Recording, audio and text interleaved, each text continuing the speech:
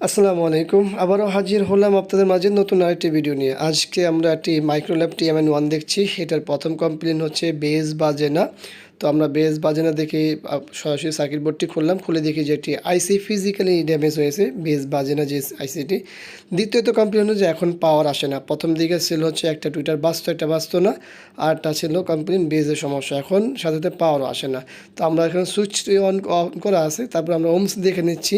দেখতেছি যে আমাদের ট্রান্সফর্মার যেটা আছে, এটা যে ট্রান্সফর্মারটা কাটা দেখাচ্ছে। তো স্বাভাবিকভাবে আমাদের সেকেন্ডারি কী অবস্থা তা আমরা দেখে নিচ্ছি যে এখানে 24 ভোল্ট আমাদের এসি ইন আউট থাকে ট্রান্সফর্মার থেকে, সেই সাইডটি ভালো আছে। তো আমাদের মূলত হচ্ছে এখন এই ট্রান্সফর্মারটি এখান থেকে খুলতে হবে। আর এই ট্রান্সফর্মারটি খোলার পরে হচ্ছে আমাদের এই আইসিটি পরিবর্তন করব, যেহেতু এটা পুড়ে গেছে। এমন হতে পারে এটা সেকেন্ড আইসিও খারাপ হতে পারে। তো আমরা ট্রান্সফর্মারটা খুলে নিয়েছি এবং আবারও মাপ দিয়ে দেখছি, কারণ অনেক সময় দেখা যাচ্ছে ওই সুইচটি খারাপ হয়। তো এখানে আমরা আসলে কী করব, এখানে মূলত হচ্ছে আমরা এখানে যেটা ভিতরে ফিউজ আছে, এই ফিউজটিকে আগে খুলে দেখব যে ফিউজটি কাটা কিনা। অনেক সময় দেখা গেছে কয়েলও পড়ে যেতে পারে। তো আমরা অলরেডি খুলেছি, দেখুন এখানে খোলার পরে মাপ দিচ্ছি যে আমাদের কেবেলগুলো ঠিক আছে কিনা। তো আমরা এই কেবেলের কানেকশন পেয়ে গেছি। আর এইখানে যে ফিউজটি আছে, হ্যাঁ ওইখানে একটা ফিউজ আছে, ফিউজটা আমাদের ভালোভাবে ওপেন করতে হবে। আমাদের কেবেলগুলো ভালো আছে।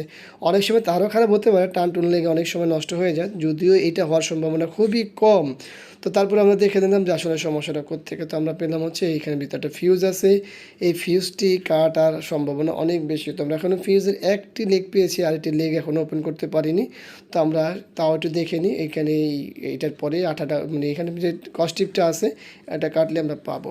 তো এই যে আমরা ফিউজটি পেয়ে গেছি, দেখুন ফিউজটি মাপ দিয়ে নিচ্ছি ভালোভাবে। দেখুন আমাদের মিটারের লুপটি। তো আসলে যে ভাই আমাদের ভিডিও করেছে, ভিডিওটি ভালোভাবে করতে পারিনি, আমরা ভিডিও দেখেই বুঝতেছি।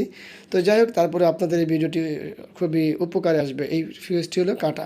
তো আমরা এই ফিউজটি মূলত হচ্ছে শর্ট করে দিব।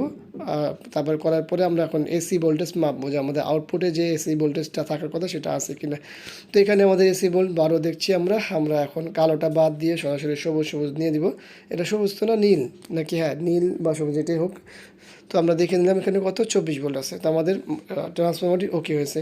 এখন আমাদের ট্রান্সফর্মারটা আমরা ফিটিং করবো। এই যে 12, যতবার আমরা ঘুরে ঘুরে দেখলাম সব জায়গায় সব ঠিক আছে। আমরা লাগিয়ে নিলাম সবগুলো কেবল ঠিকঠাকভাবে এবং কাপড় টেপ দিয়ে আটকে নিলাম ঝালাই করে। তো যাই হোক, এখন এই পরের ধাপ হলো আমাদের এই আইসিটি পরিবর্তন করা। আইসিটি পরিবর্তন করলে আশা করি আমাদের সম্পূর্ণ কাজ হয়ে যাবে। তো আইসি পরিবর্তন করে দেখুন পাওয়ার অলরেডি চলে আসছে। আর এখন আমাদের হলো স্পিকারটি চেকের পালা। তবে আমরা স্পিকার চেক বেশ তো পাচ্ছি। এখন আমরা স্পিকার চেক করে চলুন দেখি কি অবস্থা। এই তো